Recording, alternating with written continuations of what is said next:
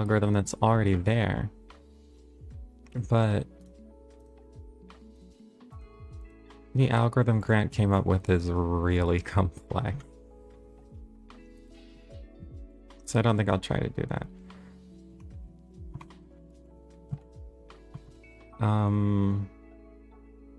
And will require some triangulation, which I don't really want to do.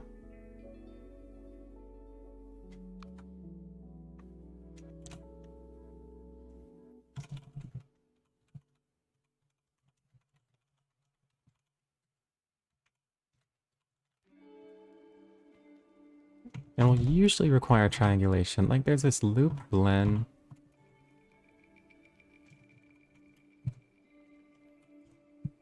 This way of rendering text, which is a dead link.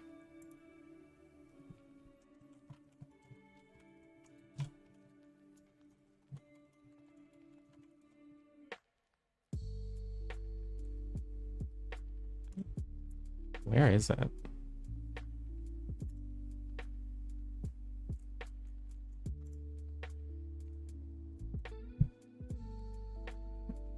To be running with vector textures. This is a funny solution. Because I've seen this article. And the trick with this article. Okay, so here's one way that you can render text. Actually, I'll try to draw this out. I think it'll illustrate it a lot better.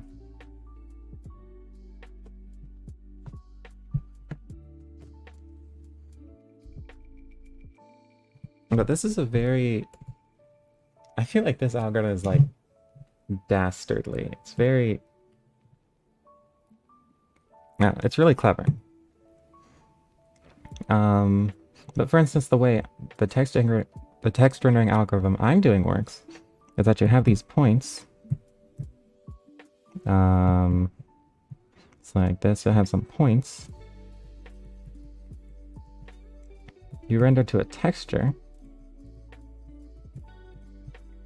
And the way that you render this texture is by making triangles emanating from an origin. So you have like that triangle, that triangle, that triangle, and like so on for each of these edges. Then you render from that texture onto the screen, because it turns out the number of overlaps corresponds to whether or not the shape is filled. So then you get this shape.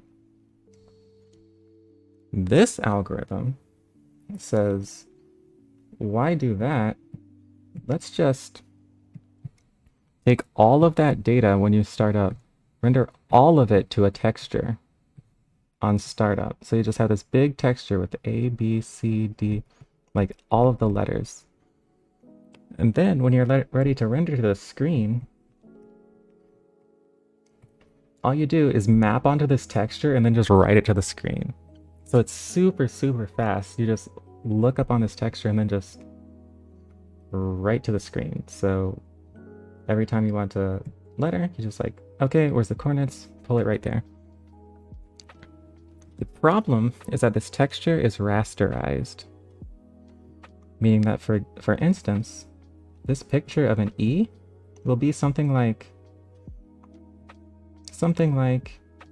8 pixels by 8 pixels. So if you happen to want a picture of an E that's larger than that, that's like 40 pixels by 40 pixels, this would look very blurry. And so what this algorithm says is, okay, let's not stop there. Instead of writing the letters to the texture, we will, and I'll just read it from here. We can chop up each glyph into a grid, and in each cell, store the Bezier curves that intersect it. If we do that for all the glyphs used in a sample PDF, we get an atlas that looks like this. Oh, well, yeah, like that. Yeah, and each grid's, they're talking about basically optimizations here. But instead of storing the letters to this texture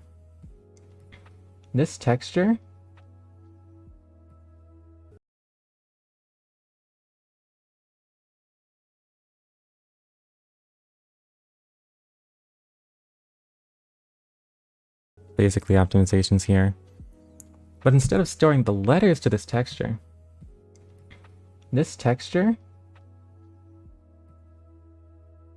stores Bezier curves, so like P0, P1, P2, P3, P4, P5, and some sort of encoding.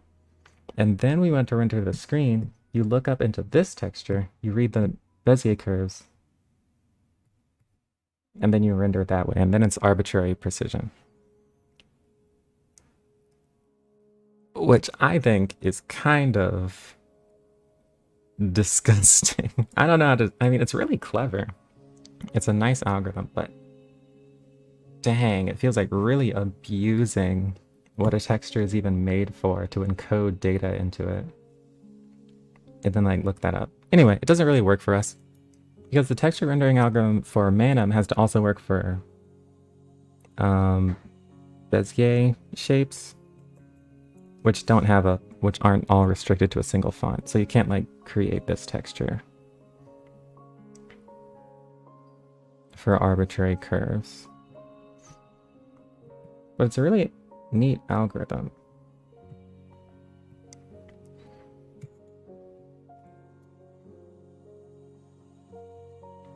Okay, anyway, I think I'm gonna kind of too much work. Yeah, it is a lot of work. Oh, you got another one. Oh, is this the code for it? FreeType GL and GL text using one vertex buffer. One texture and FreeType. Yeah, this is the same thing. Displaying a Unicode text. Gotcha. Yeah, and it has the atlas. That texture is called the atlas. Oh, I should be. I can't use a library in OpenGL. That ship has sailed for the most part. Grant decided to do everything by hand, and for that reason, most libraries don't work on this level of detail. Okay. But what I think I'm gonna do is just detect the overlaps. Probably with a bounding box. I hope a bounding box is good enough. Because otherwise that could get pretty annoying.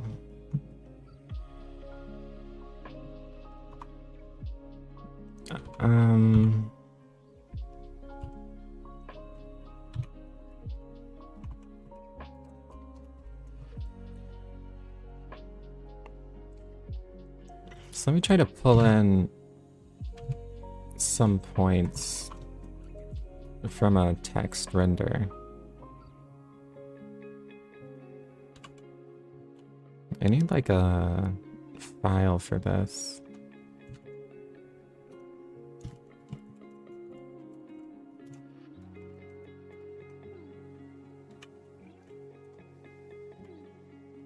So you don't have to store all these at the top. Can you post this code temporarily before pulling your PR so other people can help? Possibly as a branch in your repo. Well, for one thing, I'm skeptical of how much you'd be able to help if you haven't learned a lot of OpenGL. But I can. I don't see why I couldn't.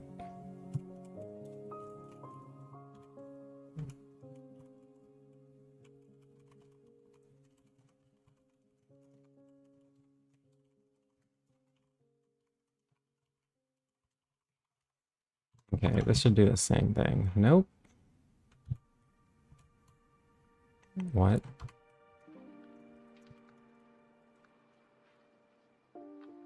It's data.py.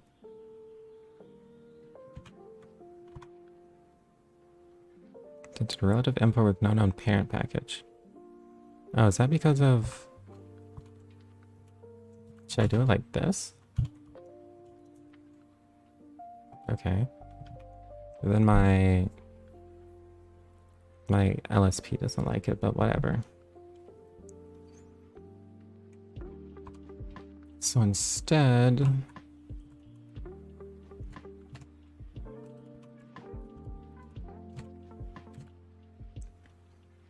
I'm gonna go to open.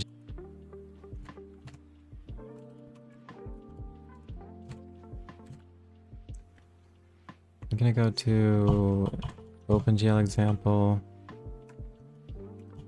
Here, this something is probably fine.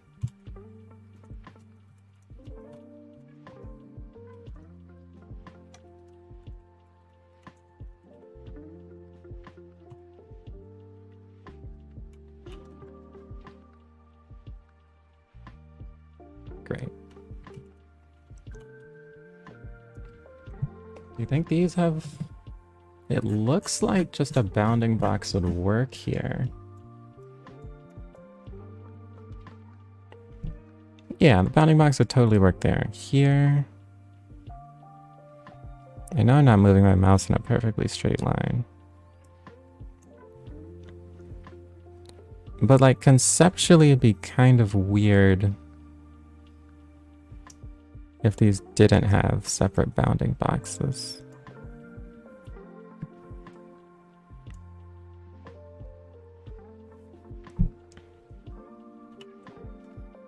But this looks good.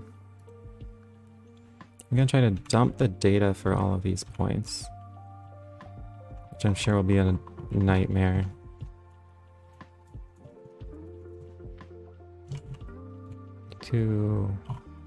Actually, I'll just try to do this with a debugger.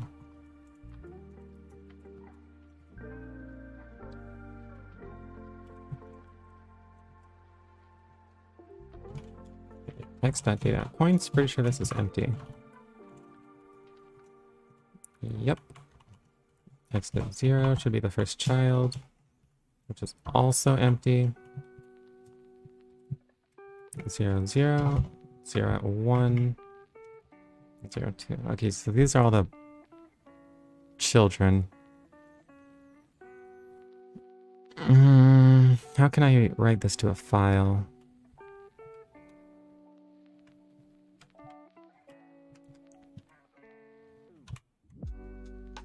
So I'm gonna do for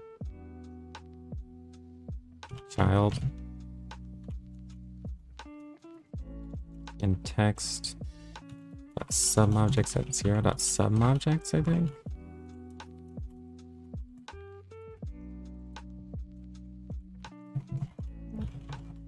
And this child's points.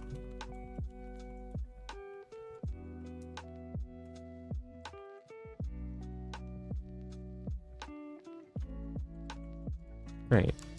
I think that did it. So do that. Now write that to data.py. Oh no, I overwrote it. Oops. Oh, that file just got annihilated.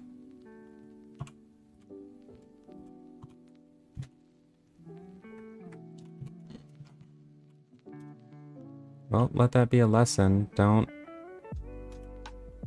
be careful with the redirects in Linux. Anyway.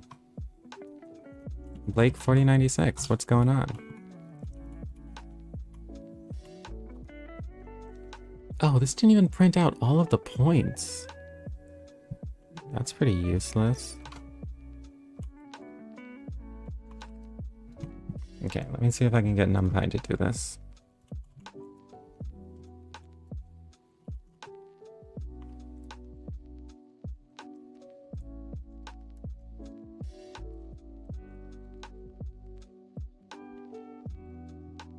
NumPy.set print options. I assume there's a way to make this print commas too.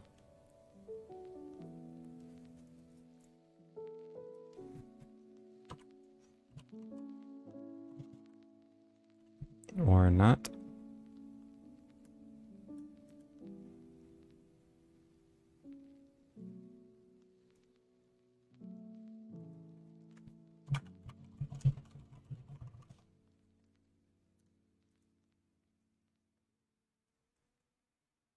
Repr.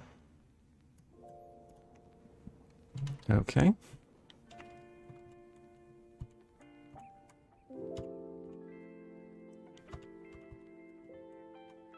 go here.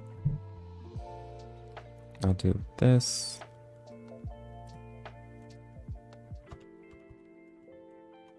Let's go here. I'll do this. And better ways of persisting a data. NDArray.to file. Write array to a file as text or binary. It's pretty convenient. How do you read it from the file?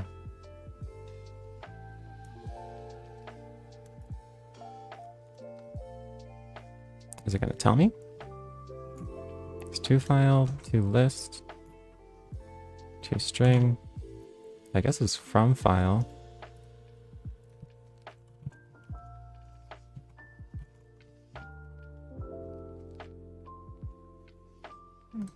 Yeah, Google's pretty slick with that. Array from data in a text or binary file. It's highly efficient. Do I care enough? I think I don't. I think I'm just gonna do this and then just say print wrapper of this.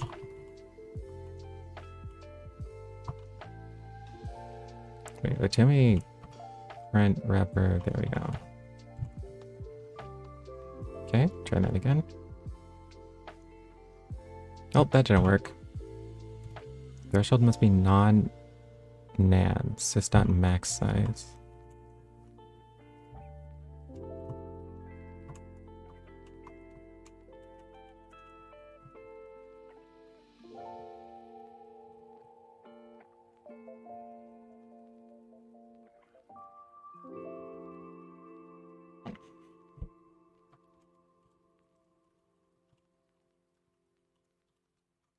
Data points caused glitches last time. Noted.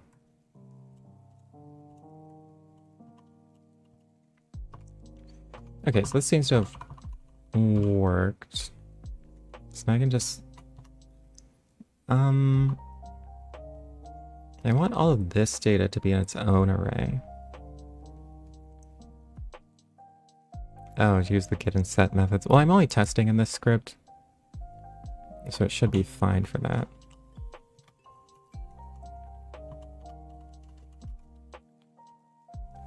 This kind of file processing is going to be kind of a pain. Maybe it won't be so bad. I can just say data equals, put an open whatever here. Then I can just jump. There's the comma. Close that. Shouldn't that be enough? Just keep doing this.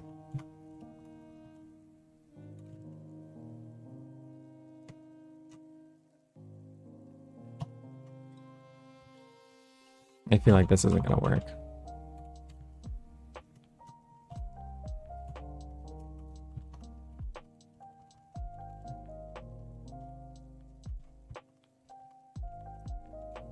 Now I'm wishing I picked a shorter string than the word something.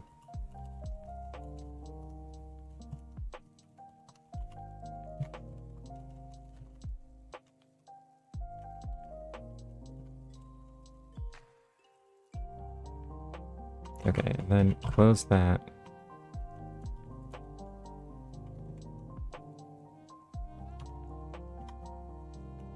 Dang, I think I did something wrong.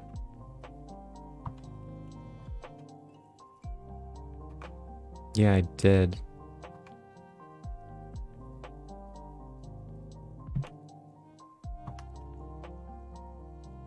Well, forget that.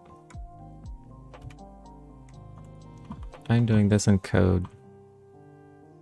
So what I want to do is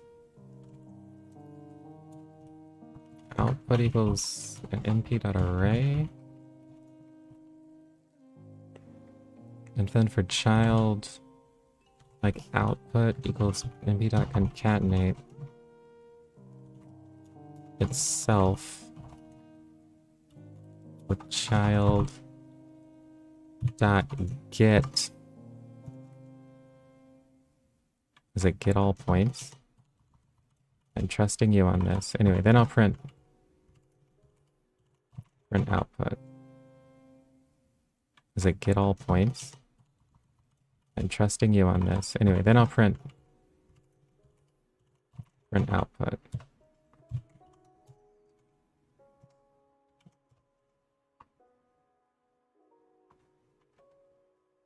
Missing required argument. Oh yeah, this should be empty.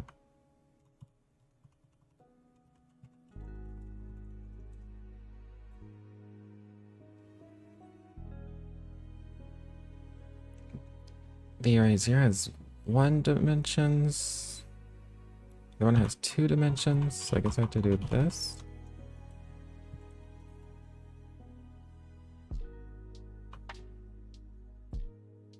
Size 0, and the one the next one is size 3. What?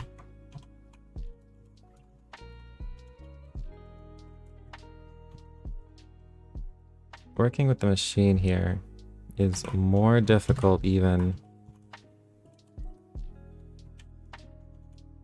than working on the actual algorithm.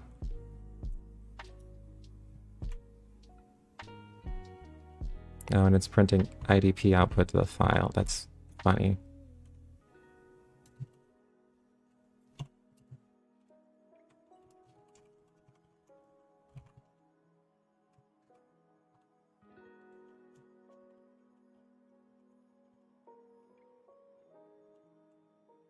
So let's do this. Oh. Do that. Don't write it to a file. Really, I don't even need the preview. I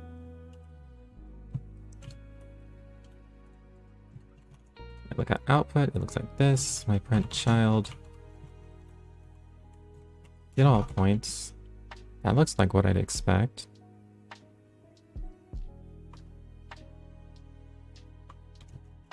Is it that output needs to be 3-dimensional?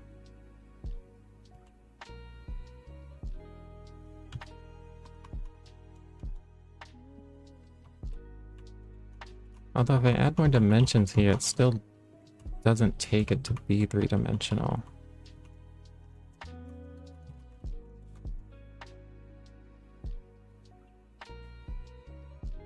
Next here has 3 dimensions and this has 2 dimensions. See, if it thinks that, now it must think it's 2-dimensional, right?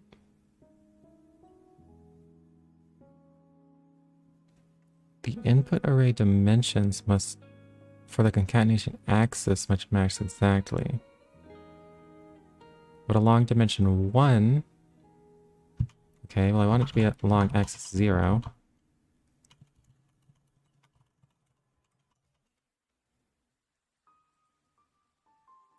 Oh my gosh.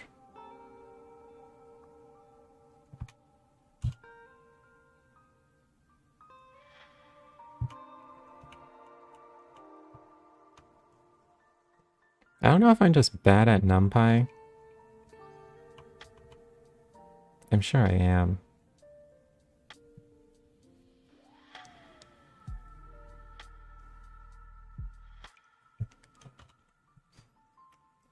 The array at index 0 has size 0.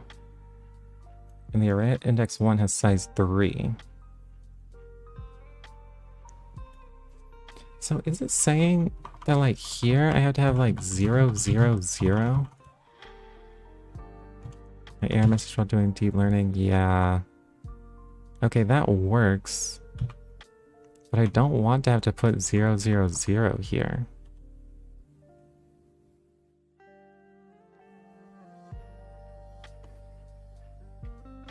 But you know what? Life's not always that easy. So I'm just going to say output.np.delete. Return a new array with subarrays along an axis deleted. Okay, I got to look that up.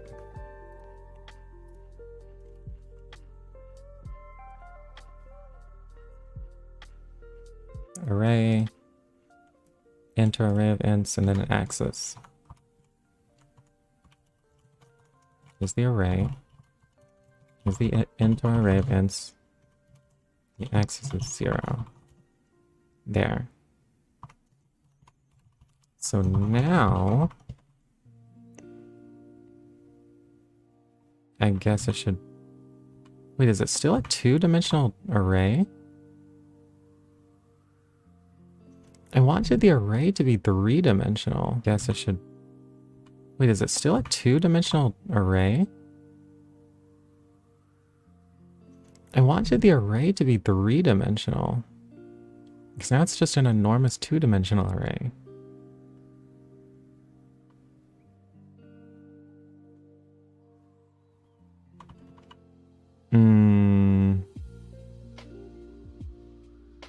Do I want to do this? Axis equals 0. If I did axis equals 2.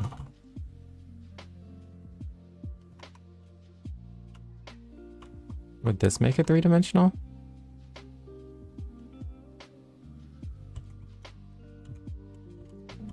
I took out this line.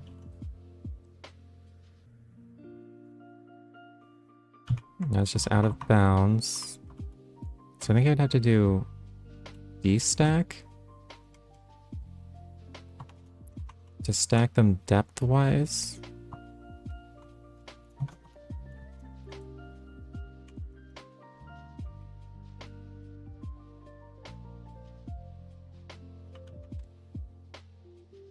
What? It's size 1, index 1 is size 3. The array at index 0 has size 1.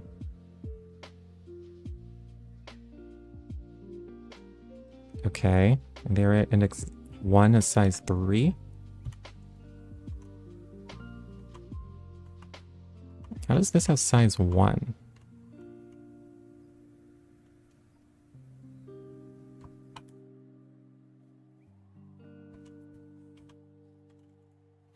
I hate NumPy. What I'm about to do, this is what I should do. I should say, don't do any NumPy. Just say output equals this. For each child, like, output dot append. Child that get all points. Isn't there like 2 lists? I guess I could just try it.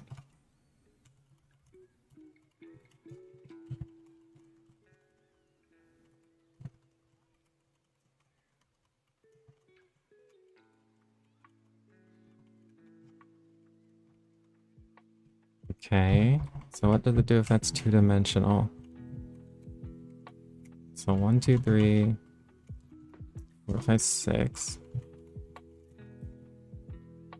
Okay, that's fine, I think.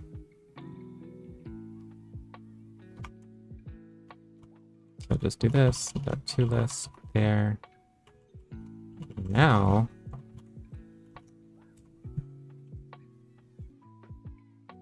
yeah, now it's a 3-dimensional array. And it just does everything I want.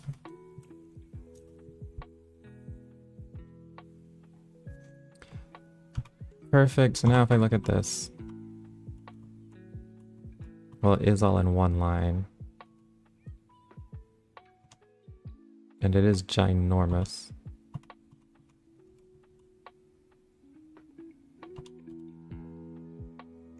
Like slowing my computer down levels of ginormous.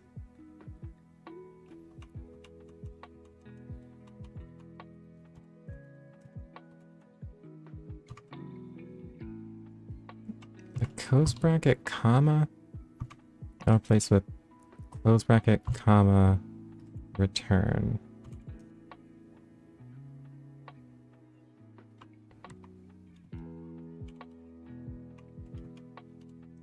So you've got 1900 lines. Okay, I think I can just call this data or something. And then here, from data import data.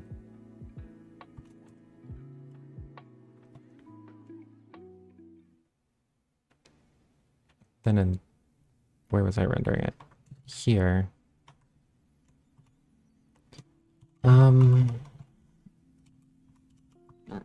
Let me try doing data at 0. Oh, but these are not in normalized device coordinates.